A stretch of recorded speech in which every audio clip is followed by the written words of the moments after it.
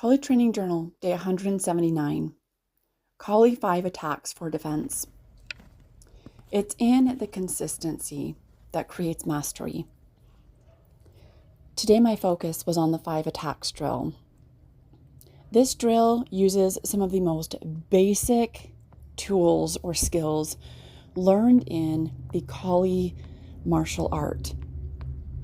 These basics really can be your strength in defending yourself. Now, you may not be able to defend yourself against a master, but you can defend yourself in the most simple ways, and yet also in very profound ways.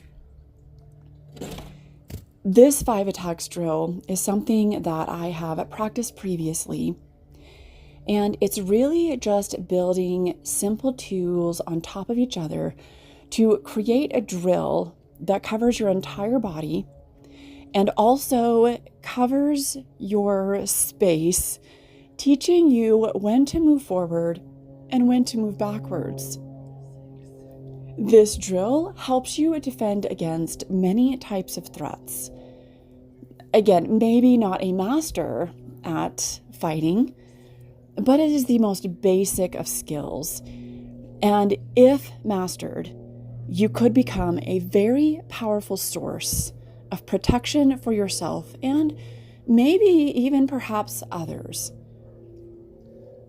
Today, I just wanted to really embrace and remember how to do this drill without having to think too much about it. My focus was more on being able to default with this drill while being aware of my surroundings, my environment, where the ground was slippery because of snow, and what I needed to be aware of as far as if I had an opponent going up against me and many others waiting for the opportunity to attack. This drill reminded me how important repetition is. Repetition seems to have been a big focus over my practice the last week or so. As I practiced this, it was a really great confirmation also of my repetition in this particular drill. I'm almost at the point that I don't have to think about which foot moves based off of the striking angle I'm using. And what's interesting about it is that in either today's practice or yesterday's practice, I actually stepped incorrectly and immediately felt the impact of what that means because I struck my own leg. Had this not been a stick, had I been moving faster and with more power, I would have sustained an injury. This is part of the practice and part of the self-mastery. It's learning how not only to protect yourself against an external threat or somebody else being the threat, but also how to protect yourself as you are wielding a weapon.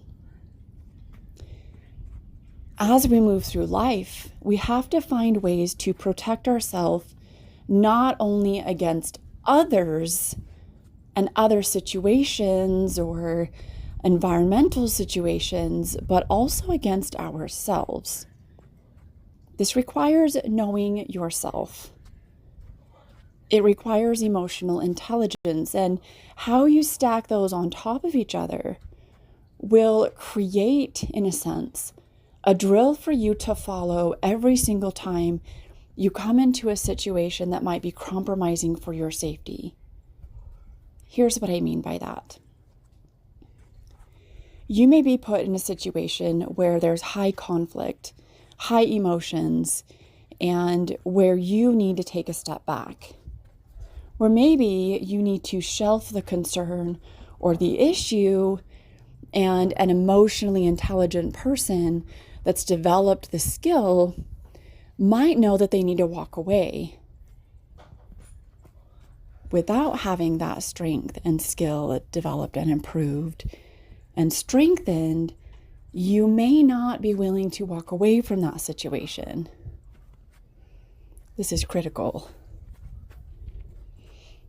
Maybe you're up too late and it's time to drive home. Protecting yourself would be asking for help and support. It would be asking for another driver. It would be asking to take a nap. It would be asking to put yourself in a situation where you could maintain your either alertness or have the downtime and rest that you physically need to be safe.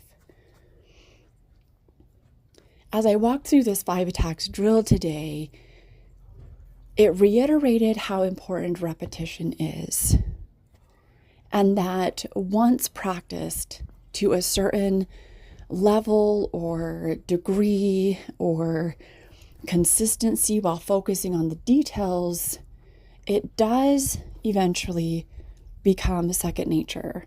It becomes your new default and intuitive because you've practiced it so many times and you have programmed certain responses. You have an understanding of what the next move needs to be. Even though I can look at my practice, I can always see places I need to improve, like specifically my footwork here.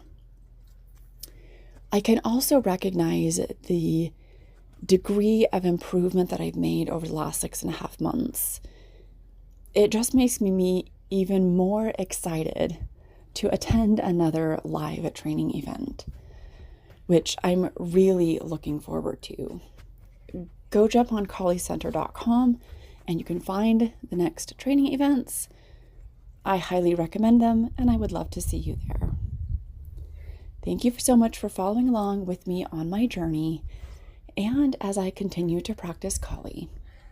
We'll see you next time.